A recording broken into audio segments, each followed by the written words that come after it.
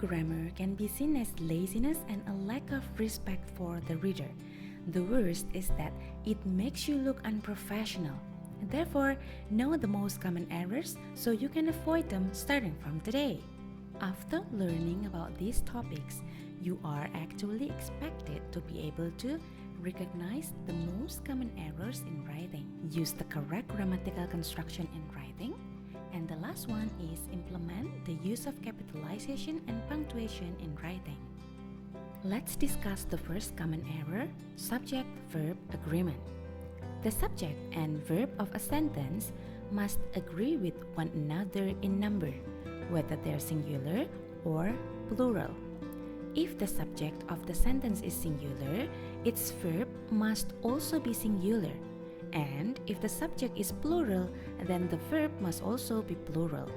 Take a look at the example to help you understand. As the subject here is the two best things, which are plural, then you cannot use was as the linking verb. Instead, you have to use were. In other words, being able to find the right subject and verb will help you correct errors of subject-verb agreement. We often fail to recognize our sentence fragments because they really look like sentences. All a series of words needs is a capital at the beginning and ending punctuation, and voila, it looks like a sentence. While it may be punctuated to look like a complete sentence, a fragment actually cannot stand on its own. Basically, they might miss one of these three critical components: a subject, a verb, or a complete thought. The best thing to avoid and recognize sentence fragments, therefore, is by adding what is missing from the sentence or joining it to another sentence. If it lacks of a subject, then add it. If they already have a subject but do not have a verb, then to make the correction, a verb needs to be added.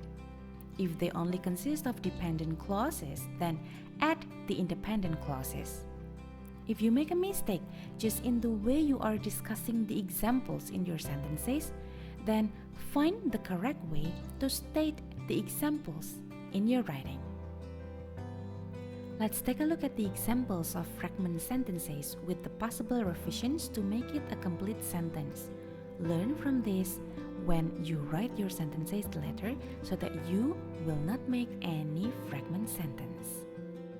The use of comma after introductory element is important. You can use introductory phrases and words to frame or modify a sentence in your writing. Most of introductory clauses start with adverbs just like after, although, as, because, before, when, and etc. Introductory clauses are actually dependent clauses that provide background information. Take a look at the example. In this sentence, the introductory element is if they want to win, and we use a comma to connect this with the rest of the sentence, and finally make it a complete thought. The number one grammatical error is actually the misusing of an apostrophe in the word it's. To help yourself differentiate when to use the apostrophe, remember these two rules. First, when you mean it is as, it has, or it is, use an apostrophe. Rule number two is when you are using it as a possessive, then do not use the apostrophe. You can see the difference from the example. Learn from it. Knowing when and how to use punctuation properly, particularly a comma, is often difficult. One of the most common ways we use a comma is in a compound sentence. A compound sentence is actually a sentence which consists of two or more independent clauses. The idea is for you to connect the two independent clauses, but you need to first identify where a comma should be placed. Look at the example. The comma goes after the first clause and before the coordinating conjunction that separates the clauses. In this case, they are of the information is the sentence actually forms dependent clauses. That is why commas are needed to avoid confusion. Let's move to the discussion of misplaced or dangling modifier. A modifier is a word or phrase or clause which speaks about or describes another word in the same sentence. A modifier must clearly modify a word in the sentence. A dangling modifier is actually a phrase frequently found at the beginning of a sentence which refers to a word that is not actually stated in the sentence at all. To avoid this, a writer must clearly express the word or the phrase that actually modifies. You can learn from the examples. Here are strategies you can use for revising dangling modifiers. First, name the appropriate or logical doer of the action as the subject of the main clause. Try to analyze this condition from the first example. Who arrived late? To revise, decide who actually arrived late. The main clause should name the person, in this case, who is the captain, who did the action in the modifying phrase, which is arrived late. The second one is to change the phrase that dangles into a complete introductory clause by naming the doer of the action in that clause. You can learn this from the second example. Who didn't know his name? Decide who was trying to introduce him. The revision might look something like the correct example from the second part. The phrase is a complete introductory clause. It does not modify any other part of the sentence, so it is not considered dangling. The last one is to combine the phrase and main clauses into one. The last example says that the experiment was trying to improve its own results. To revise, combine the phrases and the main clauses into one sentence.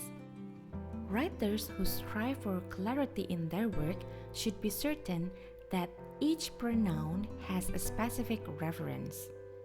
A pronoun is a part of speech that can replace a noun, so it can be the person, place, or thing to which the pronoun refers. It is a word used to take the place of a noun and should refer to one unmistakable noun preceding it. And this noun is called the pronoun's antecedent. A vague pronoun reference might include words such as it, that, this, and which, and can leave the reader wondering what or to whom the pronoun refers. Learn from the examples provided. Word usage is also a tricky situation in writing. The English language has a lot of words that look, sound, or are spelled alike but have different roles and meanings. To help you choose the right words for every occasion or topic you write, always look up to the dictionary when you are not so sure about the choice of words you use. This is always helpful even for a great writer. Now, let's learn about run-on sentences. Run-on sentences are sentences that contain too many ideas without proper punctuation. Well, not all long sentences are run-on sentences. It is perfectly acceptable to join several related ideas in one compound sentence. Run-on sentences come in many different varieties. Here are 3 of the most common types. First, a comma splice happens when a comma, rather than a semicolon, has been used to join independent clauses. The second one is a fused sentence mashes two main clauses together with no punctuation at all. The last one is polysyndeton, refers to the use of more conjunctions that a sentence requires. Let's take a look at the examples. You can see that we can join 2 clauses with a semicolon, not a comma. All that's necessary to fix the second example is to insert the proper punctuation. both of the following are valid ways of rewriting the same sentence. You can choose whether you are to use a semicolon or split them into two different sentences. In the last example, the word "and" is overused. It is a simple error with an even simpler fix, dividing the statement into separate sentences with a bit of punctuation. A common error with commas is to sprinkle them where they don't belong. Here are 5 examples of this type of comma error. First, try not to separate a subject from its verb. And the second one is do not set off a restrictive clause. The next one is to not separate a verb from its direct object or complement. The clause "what his handler wanted" is the object that the verb understood. The next one is not to set off an introductory independent or the main clause from a following dependent clause. The famous author lives in a small town is the main clause. Correct parallel structure is important because it makes a sentence easier to read and understand. Parallel structure means using the same pattern of words to show that 2 or more ideas have the same level of importance. This can happen at the word, phrase, or clause level. The usual way to join parallel structures is with the use of coordinating conjunctions such as "and" or "or." To fix an error in parallel structure, the writer must put all the words or phrases in a series in the same form. Here are some examples of errors in parallel structure and how these errors can be fixed. You can use the same ing verb form or the so-called as gerund, just like the first correct example, or using infinitive phrases, just as stated in the second correct example, but you cannot mix forms like in the last example or the incorrect version. A comma splice is a particular kind of comma mistake that happens when you use a comma to join 2 independent clauses. Well, how can you tell that's a comma splice? Look at the group of words before the comma. Did you notice that this group of words from example 1 can stand by itself as a complete sentence? That means it is an independent clause. The second group of words can also stand by itself as a complete sentence. So it's another independent clause. When you have 2 independent clauses, a comma is actually not strong enough to glue them together. Here are 3 strategies you can use to fix a comma splice. One way to fix a comma splice is to add a conjunction immediately after the comma.